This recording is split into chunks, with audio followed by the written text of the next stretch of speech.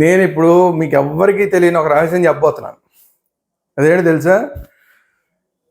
పాకిస్తాన్ మీద ఇండియా ఏదో విరాట్ కోహ్లీ సెంచరీ కొడితే గెలవాల, శ్రేయస్ అయ్యర్ ఒక హాఫ్ సెంచరీ కొడితే గెలవాల, శుభ్మన్ గిల్ 46 కొడితే గెలవాల, అలాగే కుల్దీప్ యాదవ్ ఏదో వికెట్లు తీసేస్తే గెలవాల, అలాగే Hardik Pandya main wicket Babar Azam wicket తీసేస్తే గెలవాల, అలాగే అక్షర్ పటేల్ ఫామ్లో ఉన్న రిజ్వాన్ వికెట్ తీసినందుకు గెలవాల. వీళ్ళెవ్వరి వల్ల గెలవాల. గెలిచింది ఎవరి వల్ల తెలుసా? కేవలం మంత్రగాళ్ళ వల్ల. స్వామీజీలు, మంత్రగాళ్ళు, పండితులు వీళ్ళని తీసుకెళ్ళి మంత్రతంత్రాలు చేసి పాకిస్తాన్ మీద మంత్రతంత్రాలు చేసి గెలిచారు. ఒకళ్ళిద్దరు కాదండో, 22 మంది ఒక్కొక్క పాకిస్తాన్ ప్లేయర్కి ఇద్దరిద్దరు చొప్పున మంత్రగాళ్ళని తీసుకెళ్ళి స్టేడియంలో కూర్చోబెట్టి వాళ్ళ మీద మంత్రాలు చేసి వాళ్ళు సరిగ్గా ఆడకుండా, పాకిస్తాన్ వాళ్ళు సరిగ్గా ఆడకుండా చేసి గెలిచారు తప్ప వీళ్ళ వల్ల ఎవరి వల్ల కాదు. కేవలం పాకిస్తాన్ ఓడిపోయిందంటే కేవలం భారతదేశానికి చెందిన మంత్రగాళ్ళ వల్ల, బీసీసీఐ చేసిన ఈ కుట్ర వల్ల. మంత్రగాళ్ళని తీసుకెళ్ళింది కూడా బీసీసీఐ చేసిన ఈ కుట్ర వల్ల కేవలం భారతదేశం గెలిచింది. చూసారా? The secret. ఈ సీక్రెట్ నేను చెప్పింది కదండి. పాకిస్తాన్ టీవీలో కొంతమంది ప్రముఖులు అంటే అక్కడ ప్రముఖులు అనుకోండి, అంటే ఆల్మోస్ట్ బఫూన్ గాళ్ళు, వాళ్ళు కూర్చొని చేసిన ఒక పాకిస్తాన్ టెలివిజన్ ఛానల్లో చేసిన చర్చ ఇది. దీని గురించి అసలు ఏం జరిగింది ఏంటి అనేది మాట్లాడుకునే ముందు, దిస్ ఇస్ త్వరగా శ్రీరామ్, క్రికెట్ అనలిస్ట్. మన ఛానల్ వేదాంత ఛానల్ని అందరూ సబ్స్క్రైబ్ చేసుకోండి. At the same time bell icon నొక్కండి. బెల్ ఐకాన్ నొక్కితే కొత్త వీడియోలు అప్లోడ్ అయినప్పుడల్లా మీకు అప్డేట్స్ వస్తూ ఉంటాయి. మన వేదాంత ఛానల్లో క్రికెట్కి సంబంధించిన, ఛాంపియన్స్ ట్రోఫీకి సంబంధించిన రివ్యూలు అన్నీ వస్తున్నాయి. అట్ ది సేమ్ టైం రాబోయే రోజుల్లో ఐపీఎల్కి సంబంధించిన రివ్యూలు కంటిన్యూస్గా వస్తూనే ఉంటాయి క్రికెట్కి సంబంధించి. అందువల్ల క్రికెట్ అభిమానులందరూ కూడా మన వేదాంత ఛానల్ని సబ్స్క్రైబ్ చేసుకోండి. Thank you very much. ఇక అసలు విషయంలోకి వస్తే, ఇప్పుడు మన థంబ్నెయిల్లో పెట్టాను చూడండి. ఆ పాకిస్తాన్ క్రికెట్ ఛానల్లో కొంతమంది కూర్చుని మాట్లాడుకుంటున్న పోసుకోలు కబుర్లు ఏవంటే ఇవి. చేతకాని సన్నాసులంతా కొంతమంది కూర్చున్నారు. అక్కడ కూర్చొని మాట్లాడుకుంటుంది ఏంటి అంటే, భారతదేశం అంట పాకిస్తాన్ మీద కుట్ర చేసింది, ఎడిదిరిగి మనం గెలవలేము అని చెప్పి పాకిస్తాన్ వాళ్ళ మీద మన ప్లేయర్స్ ఎలా గెలవలేరు కాబట్టి పాకిస్తాన్ ప్లేయర్ల మీద మంత్రాలు చేసేందుకు కొంతమందిని తీసుకెళ్ళి, మన మంత్రగాళ్ళని, భారతదేశం నుంచి మంత్రగాళ్ళని, స్వామీజీ లాంటి వాళ్ళని తీసుకెళ్ళి, పండితులను తీసుకెళ్ళి వాళ్ళ మీద మంత్రాలు చేసి వాళ్ళు ఓడిపోయేలాగా చేయాలని చెప్పి ప్లాన్ చేసి స్టేడియంలో అక్కడక్కడ కూర్చోబెట్టారు. వీళ్ళందరినీ కూర్చోబెట్టి ఒక్కొక్క ప్లేయర్కి ఇద్దరిద్దరు చొప్పున 11 మంది పాకిస్తాన్ ప్లేయర్లకి 22 మందిని తీసుకెళ్ళారు భారతదేశం నుంచి మంత్రగాళ్ళని. వాళ్ళు స్టేడియంలో అక్కడక్కడ కూర్చుని వీళ్ళు ఆడుతుంటే వాళ్ళ మీద మంత్రాలు చేసేసరికి వీళ్ళ శక్తి అంతా పోయింది. పాకిస్తాన్ ప్లేయర్స్ అంత శక్తి అంతా పోయిందంట. పోయి వాళ్ళు పాపం ఓడిపోయారు. అసలు ఇండియా పాకిస్తాన్లో ఆడినందుకు కారణం కూడా ఇదేనంట. పాకిస్తాన్లో మేము ఆడడం, ఛాంపియన్స్ ట్రోఫీ అయినా సరే ఏదైనా సరే పాకిస్తాన్కి వెళ్ళి మేము ఆడమన్నారు కదా, దానికి కారణం కూడా ఇదే. ఎందుకంటే ఇక్కడి నుంచి పాకిస్తాన్కి వెళ్ళాలంటే మంత్రగాళ్ళని తీసుకెళ్ళలేరు కదా, పాకిస్తాన్ ఒప్పుకోదు కదా. మన మంత్రగాళ్ళని అక్కడికి తీసుకెళ్తానంటే పాకిస్తాన్ ఒప్పుకోదు కదా. అందుకని అసలు పాకిస్తాన్కే మేము రాము అని చెప్పి దుబాయ్లో పెట్టించుకునే మ్యాచ్లు. ఆ దుబాయ్కి కన్వీనియంట్గా ఉంది కాబట్టి మన భారతదేశం నుంచి మంత్రగాళ్ళందరినీ తీసుకెళ్ళి అక్కడ మనం ఓడించామంట. ఇది ఆ సొల్లుగాళ్ళందరూ చెప్పిన మాట. అరే సన్నాసులారా, నేను ఒకటి అడుగుతా. సరే, భారతదేశం మీద అంటే ఇలా ఓడిపోయారు, మరి న్యూజిలాండ్ వాళ్ళు ఏ మంత్రగాళ్ళని పెడితే మీరు ఓడిపోయారా? ఏ మంత్రగాళ్ళని పెడితే ఓడిపోయారు మీరు? సరే, ఛాంపియన్స్ ట్రోఫీలో ఓడిపోయారు, మరి అంతకుముందు ట్రై సిరీస్ జరిగింది కదా, అక్కడ మళ్ళీ న్యూజిలాండ్ చేతిలో చిత్తుగా ఓడారు కదా, మరి ఎలా ఓడిపోయారా? వాళ్ళు ఏ మంత్రగాళ్ళు తీసుకొచ్చారు పాకిస్తాన్కి? దుబాయ్లో అంటే పోనీ, ఇక్కడ మంత్రగాళ్ళు, మరి పాకిస్తాన్లోనే ఓడిపోయారు కదరా. పాకిస్తాన్లో ఏ మంత్రగాళ్ళని తీసుకొచ్చారు? న్యూజిలాండ్ వాళ్ళు ఏ మంత్రగాళ్ళని తీసుకొచ్చారు? సౌత్ ఆఫ్రికా వాళ్ళు ఏ మంత్రగాళ్ళని తీసుకొచ్చారు? మరి వాళ్ళ చేతిలో ఓడిపోయి ట్రై సిరీస్ ఓడిపోయారా? సిగ్గు శరం లేదా? అసలు మాట్లాడే మాటకి సిగ్గు శరం ఉండాలి కదా కనీసం. పైగా ఇందులో మాట్లాడిన ఇంకొక మహిళ హార్దిక్ పాండ్యా అని చెప్రి అంటే దానికి 2-3 రకాలు ఉన్నాయి. ఏదో ఆడాలతో తిరిగే రకం, లేదంటే అసలు కేర్ ఆఫ్ ప్లాట్ఫారం రకం. కేర్ ఆఫ్ ప్లాట్ఫారం అయినా కూడా జుట్టుకి రంగు వేసుకుని హడావుడి చేసి ఏదో గొప్పవాళ్ళలాగా బిల్డప్ ఇచ్చే రకం. ఇట్లా 4-5 రకాలు. అంటే చాలా చీప్గా తిట్టే అనమాట చెప్రి అనేది. ఆతలాంటి తిట్టాలంటే ఈ హిందీ బెల్ట్లో కొంచెం ఈ చెప్రిగా ట్రైడ్ అంటారు. అంటే గాలివాటంగా తిరిగే రకం అన్నట్లాగా అని అక్కడ కూర్చున్న మహిళ అంటోంది, చెప్రి అంది హార్దిక్ పాండ్యాని.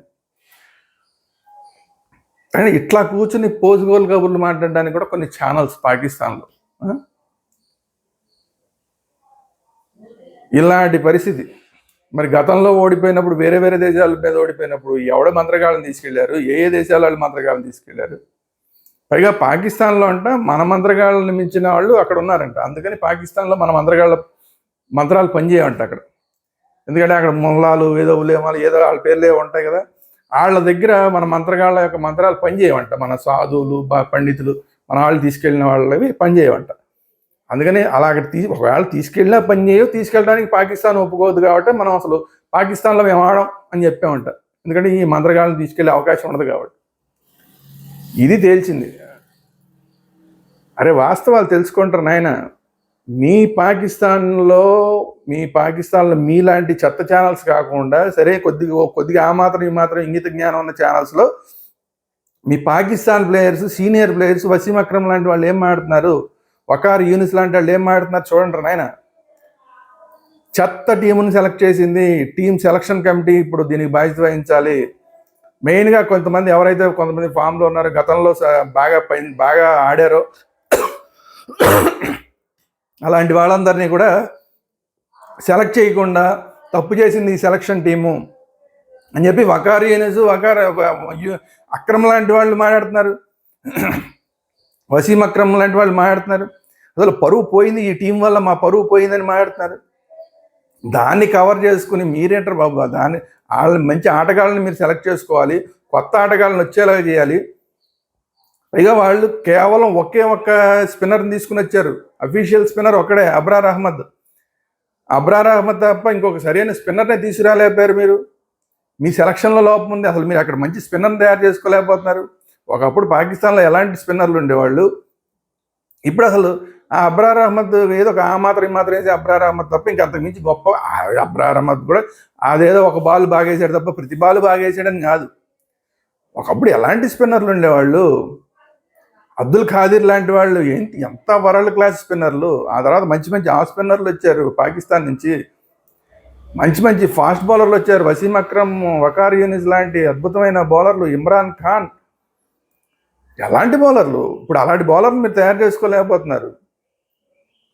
ఇప్పుడు ఒక 2 ఓవర్లు వేస్తే అసలు 3వ ఓవర్ నుంచి అసలు స్వింగ్ రావట్లేదు, బౌలింగ్లో కనీసం మంచి బాల్ వేయలేకపోతున్నారు మీ ఫేస్ బౌలర్లు. నజీం షా అందరు ఇప్పుడు నజీం షాని కొట్టేశారు. ప్రతి టీం వాళ్ళు నజీం షాని కొట్టారు. అలాగే హారిస్ రవూఫ్ని కొట్టేశారు.